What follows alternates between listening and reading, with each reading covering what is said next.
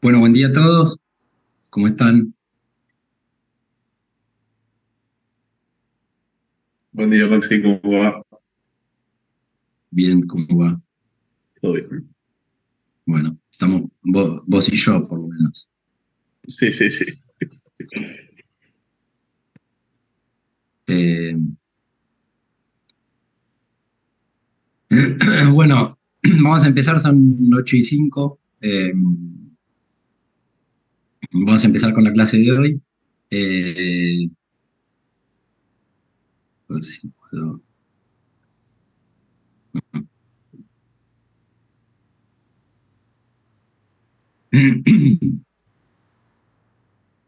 Bueno, un poco antes de arrancar, la hoja de ruta de acá al final, como les comentaba un poco la clase pasada y por mail, la idea es que hoy vamos a terminar de ver este capítulo, que nos va a llevar un rato. Yo creo que acá, de acá en adelante, digamos, está como la parte más novedosa para ustedes de este curso. Entonces, acá van a ver que hay varias cosas nuevas, y lo de siempre. Yo voy a estar eh, como señalando los highlights de cada punto. No me voy a detener a leer, digamos, eh, no, serían las filminas, no son filminas estrictamente, digamos. Pero bueno, la idea es que ustedes, una vez que termine la clase, repasen todo, y puedan, nada, no en el caso de hoy, pero eh, puedan ir practicando. Esto es lo que hablamos en la primera clase. Las clases estas, como que avanzan y fluyen. Si ustedes de que arrancamos hasta ahora no hicieron nada, o sea, se lo vienen a clase y no le dedican un rato a revisar el material, a practicar, después cuando tengan que resolver el trabajo práctico, digamos, va a ser más complejo. Eh, Después, otra cosa es que, bueno, como nos queda esta clase y la que viene, lo que les voy a pedir es que vayan armando los grupos. Probablemente la semana que viene les mando un formulario de Google, digamos, donde cada uno se anote. Eh, Supongo que esa es la manera más eficiente de ir registrando grupos. Eh, y bueno, y una vez que que termine la clase que viene, que es el viernes 6. eh, Creo que ahí entre viernes, lunes, le vamos a estar mandando las bases de datos y a partir de ahí van a tener un mes para resolver el trabajo práctico. Y después el tema es ese, digamos, una vez que nosotros les presentamos el trabajo práctico, la modalidad de clase, digamos, eh, cuando la hacíamos presencial era una modalidad de clase de consulta, o sea que en el mes que ustedes van a estar trabajando en el trabajo práctico, nosotros no damos clase, digamos, si no hay dudas, no hay clase. En esta modalidad virtual, digamos, vamos a resolver eso con consultas por mail. Obviamente, ahí la indicación es que siempre que necesiten hacer una consulta, digamos, lo vamos a repetir la clase que veamos, el trabajo práctico, la clase que viene, eh, es que primero ustedes agoten, eh, digamos, la investigación propia y, bueno, si no pueden solucionarlo y seguir, nos consultan. Pero siempre ahí la recomendación es que no nos escriban ni bien se encuentran con una dificultad, porque lo que tratamos de hacer es que esto en algún sentido replique lo que ustedes se van a encontrar cuando estén trabajando, que muchas veces uno tiene que resolver cosas y no tiene un profesor a quien escribirle, sino que tiene que encontrar la solución de manera individual. Entonces, bueno, dicho esto, vamos a empezar. Habíamos estado viendo un poco lo vemos acá, las diferencias entre estimación, predicción e inferencia, modelos paramétricos y no paramétricos. Ahora vamos a ver puntualmente la evaluación, digamos, lo que es la evaluación de la precisión del modelo. Que de nuevo, acuérdense cuál es el objetivo y un poco también, yo les había mandado una nota en la semana, digamos, en general, estas metodologías tienen un objetivo de predicción, entonces ahí se trata de encontrar el mejor modelo, el mejor método para clasificar una variable, digamos, de respuesta. En algún sentido no es estrictamente así, porque digamos, si tengo buenos predictores, obviamente que mi predicción va a ser eh, más acertada, eh, pero bueno, acá no se preocupan tanto en el modelo, digamos, uno cuando hace econometría tradicional tiene que justificar el modelo y tiene que por ahí explicar un poco por qué incluye las variables o si hubiera algún problema de variables omitidas, siempre hay que argumentar este tipo de cosas. Como veían en la nota, Tomás Castañino, digamos, eh, a quien conozco refería como que esto es un poco más bilardista, en el sentido de que acá lo que importa es un poco más el resultado y no tanto, digamos, hay un mal concepto del bilardismo, no quiero decir imprecisiones. Pero bueno, no importa tanto cómo se llegue a ese resultado, sino que lo importante era el resultado. Entonces, ¿cómo medimos calidad del ajuste? Esto lo saben, digamos, el error medio cuadrático es la diferencia entre lo que yo predigo con el modelo, la estimación, y el valor observado, ¿no? La diferencia de esas dos cosas al cuadrado, porque acá, digamos, lo que me importa siempre que la variable de respuesta sea una variable continua. Ahora más adelante vamos a ver qué pasa en los problemas de clasificación, o sea, cuando tengo una variable dicotómica, podría tener una variable 0,1, podría tener más categorías, pero bueno, cuando la variable de respuesta es continua, veo en cuanto, digamos, en algún sentido le erro a la variable observado, tanto sea por exceso o por defecto, no me importa, entonces por eso elevamos eso al cuadrado. Bueno,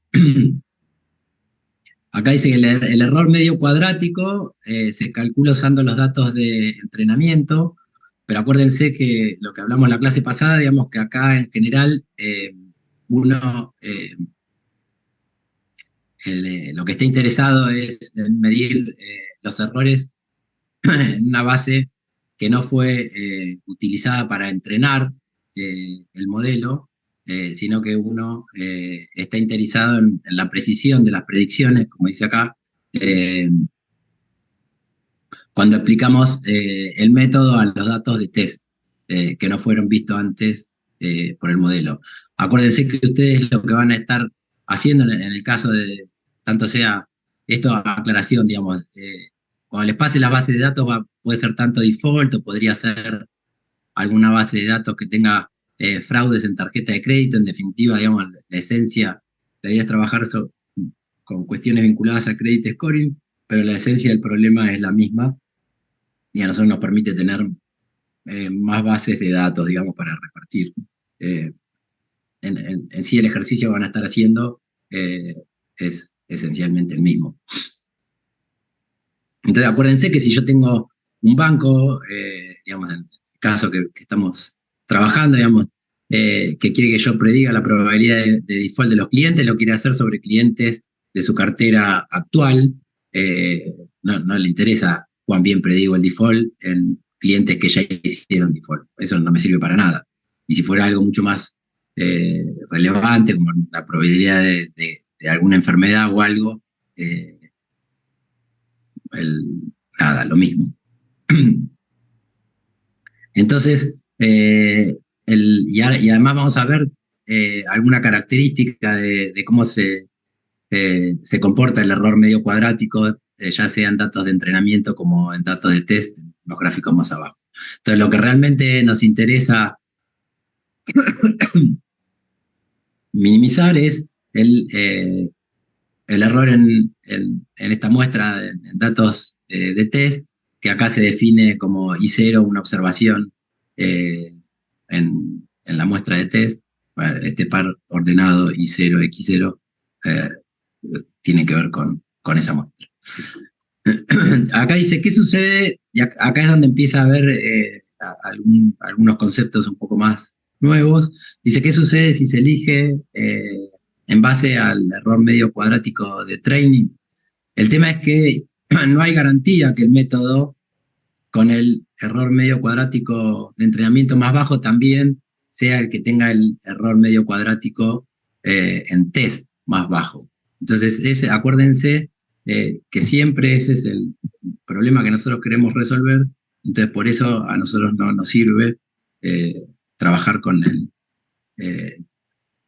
error de entrenamiento, el error en la base de entrenamiento. De nuevo, ¿por qué? Porque estos métodos no paramétricos muchas veces pueden aprender patrones específicos que la idea es que después no generalizan bien, entonces les va muy bien dentro de la muestra de entrenamiento, pero si aprendieron cuestiones específicas de la muestra de entrenamiento, eso mismo lo van a tratar de trasladar a otras muestras que no fueron utilizadas para entrenar, y entonces ahí él puede cometer errores, digamos, más altos. Fíjense, digamos, la idea es la siguiente. Yo tengo una nube de puntos, tengo dos variables X e Y, y entonces acá, digamos, este es un ejercicio, este es del libro del Casti, está sacado de ahí, digamos, la verdadera función es la negra, y después a la nube de puntos le ajustan tres modelos distintos, digamos, un modelo lineal, que es esa naranja que está ahí, o amarillita, después una azul que va bastante parecido al verdadero modelo negro, y después una verde que, fíjense, justamente se los adelante, es la que está haciendo overfitting en este caso, porque está ajustando muy bien los datos. Fíjense que se pega mucho a cada una de las observaciones. Entonces, cuando mida el error, digamos, dentro de esta muestra va a ser bajo, pero el problema es que un método con estas características después va a tener un error alto en test, y ahora vamos a ver por qué. Entonces, acá en el panel de la derecha lo que tenemos en gris es el error medio cuadrático de la muestra de entrenamiento, y en rojo tenemos el error medio cuadrático en las muestras de test. Entonces fíjense, digamos, en el eje de la Y está el error medio cuadrático, eso lo medimos contra la flexibilidad del modelo. obviamente un modelo lineal es poco flexible, y en el otro extremo tenemos la verde, que es, digamos, muy ondulado, es el más flexible de todos. Y entonces vemos que siempre el error medio cuadrático es decreciente en función de la flexibilidad del modelo, y vemos dónde está parado cada uno de los tres modelos. Digamos, en este caso, el mayor error lo tiene la línea recta, después le sigue la, la curva azul, y el que tiene menor error de entrenamiento, como les comentaba, es la línea verde. Ahora, ¿qué pasa cuando medimos estos mismos modelos? Medimos los errores en la muestra de test. Fíjense que el error medio cuadrático en test tiene una forma de U, porque acá hay dos, ya vamos a ver, dos fuerzas que están compitiendo, que es el sesgo y la varianza. Y acá van a ver una línea punteada que es, ahora lo vamos a ver más abajo, es el error irreducible. Se llama entonces, este es el umbral mínimo, porque con esa línea punteada yo no puedo hacer nada. Pero fíjense que el que minimiza el error en test es la línea azul. En cambio, la línea verde, que le había ido muy bien midiendo el error de entrenamiento, no, cuando se lo aplico a test tiene un error medio cuadrático más alto. Acá hay otro modelo, digamos, otro ejemplo con el modelo, digamos, la diferencia entre los gráficos 6.1 y los gráficos 6.2 es que acá el verdadero modelo es mucho más lineal, entonces ajustan una línea recta, una línea azul, que es bastante parecida al modelo correcto, y de nuevo una línea verde, que es, digamos, se ajusta mucho más a los datos, y acá vemos de nuevo como el error de entrenamiento decrece monótonamente con el nivel de flexibilidad. Y acá, obviamente, como la línea naranja y la azul son bastante parecidas, digamos, el error medio cuadrático en test es parecido también, pero aunque tiene un poquito mejor performance, la línea azul, y de nuevo la línea verde, digamos, no tiene una buena performance en términos de error de test. Y esto es así básicamente porque está haciendo lo que se llama overfitting de los datos, o sobreajustando los datos. Y acá, fíjense, este concepto de overfitting, digamos, lo tienen acá. Cuando un método dado produce un error medio cuadrático de entrenamiento pequeño, pero cuando lo aplicamos a test es grande, se dice que está haciendo overfitting o sobreajustando los datos. Y esto sucede porque nuestro aprendizaje estadístico está trabajando demasiado en encontrar patrones en los datos de entrenamiento, y puede estar detectando algunos patrones que son causados por casualidad, en lugar de ser propiedades de la función desconocida. Entonces está aprendiendo características particulares de esa muestra, que después, cuando lo trasladamos a otras muestras, no se reproducen, y entonces termina teniendo un error en test, un error de predicción en test más bajo. Y eso tiene que ver con el trade-off que hay siempre entre sesgo y varianza. Fíjense, digamos, acá tenemos un ejemplo gráfico de que es, digamos, si yo tengo baja varianza y bajo sesgo, obviamente fíjense que están todos los puntitos juntos, y además en el centro del blanco, digamos, donde estoy apuntando. Acá tengo bajo sesgo, pero mucha varianza, o sea, estoy en torno del centro del blanco, pero bueno, un poco disperso. Esta sería la peor situación de todo. No, esta, perdón, es la peor situación, donde tengo alto sesgo y alta varianza, o sea, no le estoy dando al centro, y además los puntos están dispersos, y acá tengo un poco de sesgo, pero poca varianza. Digamos, y hay muchos métodos que en términos de clasificación, digamos, la econometría tradicional se preocupa mucho por el tema de los sesgos, básicamente siempre uno está tratando en la econometría tradicional es de encontrar, digamos, estimadores insesgados y consistentes. Eh, ¿Por qué? Porque, de nuevo, uno está interesado en entender cuál es el efecto de una variable sobre la variable de respuesta, y además cuando uno quiere hacer inferencia es importante, digamos, que uno pueda estimar consistentemente la varianza del estimador, porque si no, no puedo confiar en los test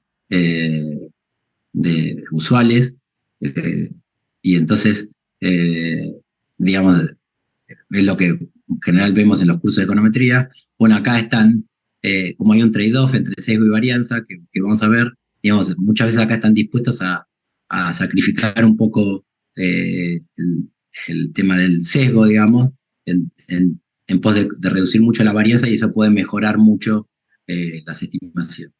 Entonces, el error medio cuadrático en test se puede componer en tres factores. Uno es la varianza, otro es el sesgo al cuadrado, y esta es la varianza del término de error, que es eh, digamos, el error irreducible, que era la línea punteada que veíamos más en el gráfico más arriba. Entonces, para minimizar, digamos, yo con esto no puedo hacer nada, entonces donde sí puedo hacer algo es con estos dos términos. Entonces, para minimizar el error de test esperado, se necesita seleccionar un método de aprendizaje estadístico que simultáneamente logre baja varianza y bajo sesgo. Entonces, si yo quiero tener un error bajo, tengo que tener bajo esto, porque sobre esta parte yo no puedo hacer nada. Entonces la varianza hace referencia a cómo cambia la función estimada si la aplico distintas bases de datos. Digamos, a medida que yo replico el ejercicio voy a tener distintos resultados, y el sesgo tiene que ver con que uno está tratando de aproximar un problema ciertamente complejo con métodos más simples.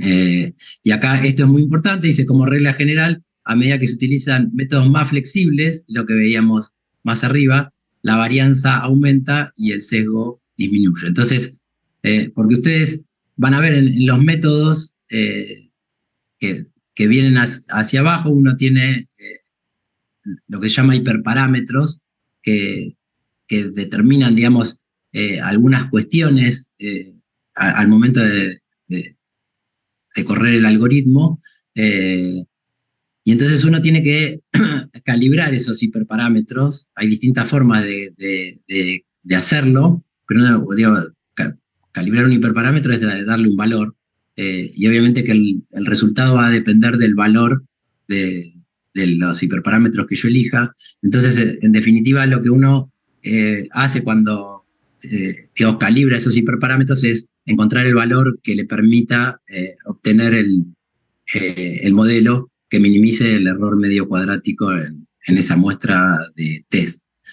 Entonces, supónganse, digamos, para poner un ejemplo sencillo, si fuera una función polinómica, cuanto más, que un poco es lo que están haciendo acá, la diferencia entre la negra, la azul y la verde, es que son funciones con más términos, o sea, a medida que tengo más términos, tengo más flexibilidad. Entonces, bueno, uno trata de, digamos, si tengo un término lineal, uno cuadrático, uno al cubo, así, uno trata, en definitiva, lo que uno trata en una función de ese tipo es de ver cuántos términos tengo que incluir para minimizar el error medio cuadrático en la muestra de test. Un método muy flexible va a tener poco sesgo, pero mucha varianza, y un método poco flexible va a ser al revés. Entonces, acá vemos las líneas rojas, esta y esta. Esta es la 6.1 y esta es la 6.2, y acá muestran un poco cómo, en función de la flexibilidad, digamos, la línea esta celestita o verdecita es el sesgo y la línea naranja es la varianza. Entonces, como a medida que yo aumento la flexibilidad de mi modelo, el sesgo disminuye, pero la varianza aumenta. Entonces, son dos fuerzas que están compitiendo. Acá en el 1 teníamos el error irreducible. Entonces, la línea roja es la suma de estas dos. Entonces, al principio, esta cae más rápido de lo que aumenta esta, pero llega un punto, que en este caso está marcado acá, donde la varianza empieza a crecer más de lo que disminuye el sesgo, y eso hace que el error medio cuadrático en test empiece a aumentar. Entonces, yo tengo que elegir la flexibilidad en algún punto por acá, de manera de la flexibilidad del modelo tengo que elegirla en algún punto por ahí, de manera de minimizar ese error medio cuadrático. Lo mismo pasa en este gráfico. Bueno, ¿qué pasa con el problema de clasificación? Bueno, es todo lo que vimos con una variable continua. Supóngase, digamos, que en este caso yo tengo una variable dummy, 0, 1, es lo que termina lo que estamos viendo, default, no default. Entonces el error de clasificación es una función que le asigna un valor si el valor predicho es distinto al observado. Entonces supónganse que yo asigno un 1, entonces la tasa de error va a ser la cantidad de veces que el método se equivocó en clasificar, y lo que uno trata de minimizar en ese caso es la tasa de error, obviamente en un test. Bueno, se puede demostrar, digamos, lo que vamos a hacer, que cuando la penalidad es simétrica, hay un problema con una variable binaria 0,1, es un tema de penalidad simétrica, la tasa de error de test se minimiza usando un clasificador muy simple que asigna a cada observación a la clase más probable. Esto es, bueno, acá veo la probabilidad de I dado X. Lo que hace, digamos, el clasificador de Bayes es, si tengo dos categorías, predice un 1 siempre que la probabilidad estimada sea mayor a 0,5 y 0 en caso contrario.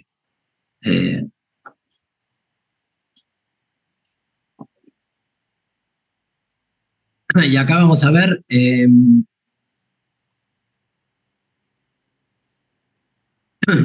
también algo que es probablemente nuevo, por ahí lo hayan visto en algún otro curso, pero digamos lo que es una matriz de confusión. Fíjense cómo se construye. Acá arriba tengo lo observado, o sea, lo que realmente sucedió, y en las filas tengo la predicción, que es una decisión que tomo yo. Entonces, fíjense, si se observó un 0 y mi predicción es un 0, es un verdadero negativo. Ahora, si se observó un 1 y yo predije un 1, tengo un verdadero positivo. O sea que en la diagonal esta principal están las cosas que están bien, digamos. Son los aciertos de los verdaderos negativos y los verdaderos positivos. Ahora, si yo me paro acá, lo observado es un 1, supónganse un individuo que hizo default, pero la predicción, mi decisión fue clasificarlo como no default. Entonces esto es un falso negativo, porque yo lo tengo clasificado como negativo cuando en realidad fue positivo. Y esto al revés. Si yo decidí que clasificarlo como un 1, como que es alguien que hace default, pero en realidad en la muestra, digamos, yo observo que no hizo default, esto es un falso positivo, porque yo dije que iba a ser default cuando en realidad no lo hice. Entonces son dos tipos de errores que yo puedo cometer cuando hago una clasificación. Entonces, a partir de acá hay un montón de métricas para medir digamos, la performance de un clasificador. Acá vamos a ver solo 3 que se construyen en base a, digamos, estos casilleros que vimos acá, la precisión, que me mide justamente la cantidad de aciertos, es la diagonal, fíjense que es la suma de verdaderos positivos y verdaderos negativos sobre el total de casos, la suma de todo. Después tenemos la sensibilidad, que la sensibilidad detecta los verdaderos positivos sobre los positivos totales, o sea, estoy viendo qué pasa en esta columna de acá. Fíjense que tengo verdaderos positivos sobre la suma de verdaderos positivos y falsos negativos, o sea, acá tengo, en esta columna tengo, como tengo todo lo observado, son todos los positivos que se observaron, y la especificidad mira en la otra columna, digamos. Mira los verdaderos negativos eh, en relación al total de negativos eh, de la muestra, verdaderos negativos más falsos positivos.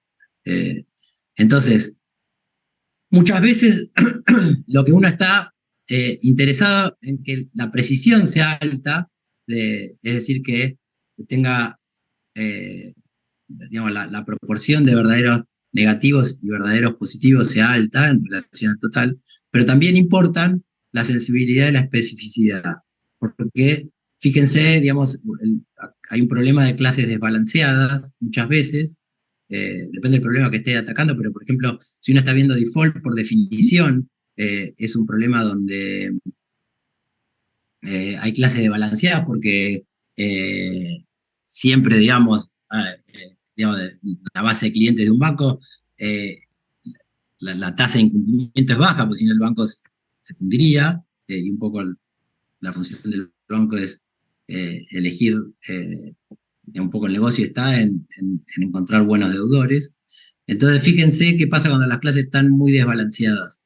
En el caso de las clases, que existan clases desbalanceadas, por ejemplo, una tasa de default que puede ser el 3% de una muestra, un predictor que indique ceros, o sea, imagínense una tira de números donde a todo el mundo le asigna 0, va a tener una precisión del 97%, básicamente porque si tengo, si yo asigno todos ceros,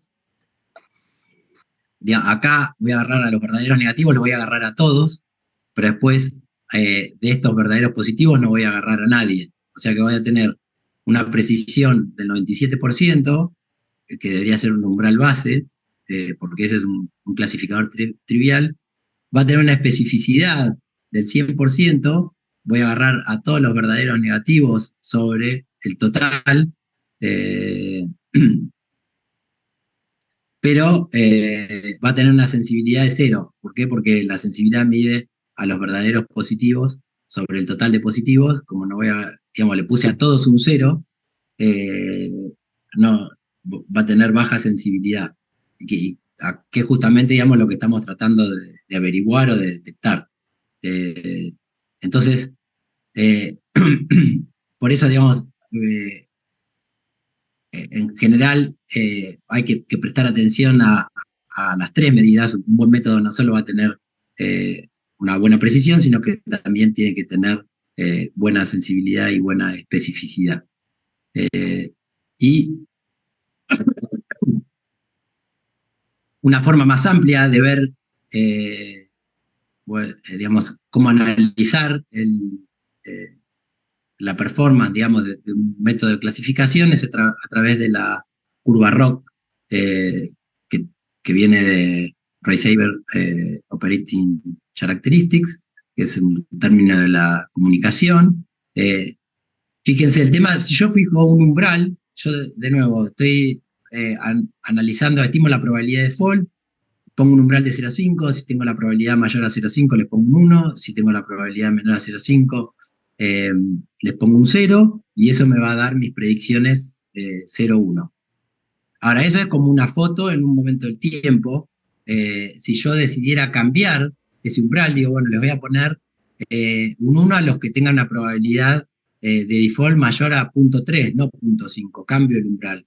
Entonces eso me va a cambiar la clasificación que yo le ponga a cada predicción, y entonces me va a cambiar cada uno de de la cantidad de observaciones que tengan cada uno de estos casilleros. ¿Por qué? Porque si cambio el umbral, hay muchos que yo tenía como clasificados como 0, que van a pasar a estar clasificados como 1, entonces yo los había contado acá y ahora los voy a tener que contar, digamos, en alguna de estas dos. Eh, entonces, ¿qué hace la curva ROC? Es un poco mirar cómo funciona el método de clasificación para todos los umbrales posibles, digamos, de esa decisión. Entonces, acá digo, si se modifica el umbral, ¿no? De cómo decido, cambian los resultados de la matriz de confusión, que es lo que decía. Y esto tiene que ver con esto, dice, al estimar la probabilidad de default, para un banco podría resultar relativamente más costoso clasificar a un mal deudor como no default que a uno bueno como default. Porque básicamente uno me produce pérdidas y el otro no. De última, a uno me lo pierdo como cliente, pero bueno, por ahí es peor que tener a un cliente que va a incurrir en default. Entonces, si yo me quiero cubrir un poco de clasificar mal de esa manera, podría bajar el umbral y voy a decir, bueno, todos los que tengan probabilidad mayor a 0.3, digamos, lo que voy a hacer es, voy a tener más, más casos eh, positivos. Entonces, lo que hace la curva ROC, ya no estamos, vamos acá abajo, digamos que vemos la curva ROC, lo que hace eh, la curva ROC es poner un poco, acá hay un trade-off entre el eje de las Y y el eje de las X, en uno medio la sensibilidad y en otro la especificidad, uno menos la especificidad. Fíjense que yo querría que, digamos, dicho de otra manera, es la True Positive Rate, que está acá, la tasa de verdaderos positivos, lo van a ver de las dos maneras, digamos. Se los puse de las dos maneras para que puedan verlo acá arriba y acá abajo. Medirlo contra la False Positive Rate. Ahora, bueno, ya quedan menos de un minuto, así que vamos a cortar. Acuérdense que tenemos que esperar 10 minutos, así que 8:50 nos volvemos a juntar y vamos a revisar un poco la curva RORC ideal y después la vamos a poner en términos de esta. Bueno, dejo de compartir y en 10 minutos nos volvemos a juntar.